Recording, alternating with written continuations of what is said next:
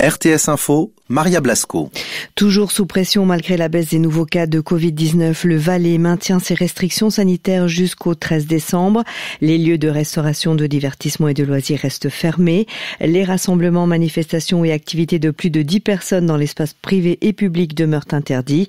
Le canton assouplit toutefois les règles concernant les services religieux, les visites en EMS et hôpitaux et les activités sportives des enfants.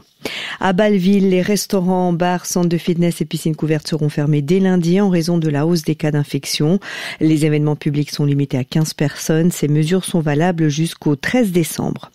En Suisse, le nombre de cas de Covid diminue, mais moins de tests sont effectués. C'est ce qu'indiquait hier Virginie Masseré.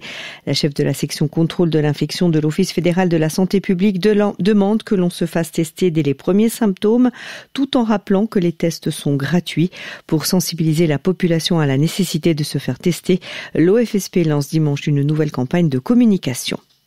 L'état d'urgence sanitaire en vigueur au Portugal depuis le 9 novembre a été prolongé hier au moins jusqu'au 8 décembre. Le gouvernement doit préciser ce samedi les mesures qui s'appliqueront à partir de mardi.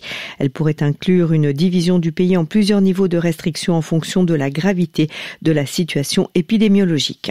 Au Canada, Toronto et une grande partie de sa banlieue seront placés en confinement à partir de lundi en raison de l'aggravation de l'épidémie. Ces mesures pourraient durer pendant jusqu'au 28 décembre.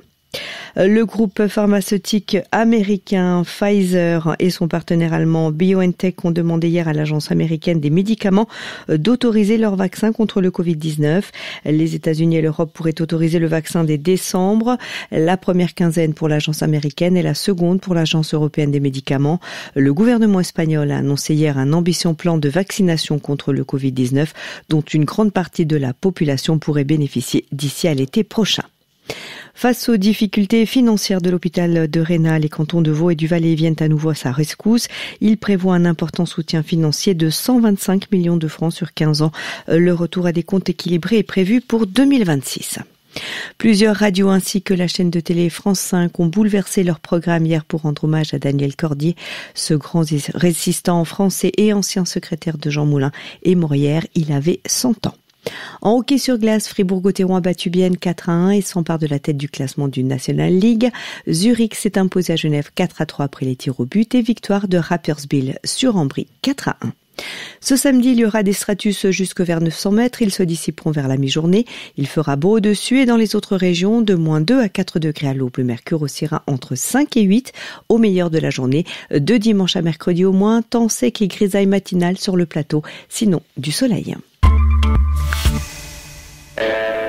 Le micro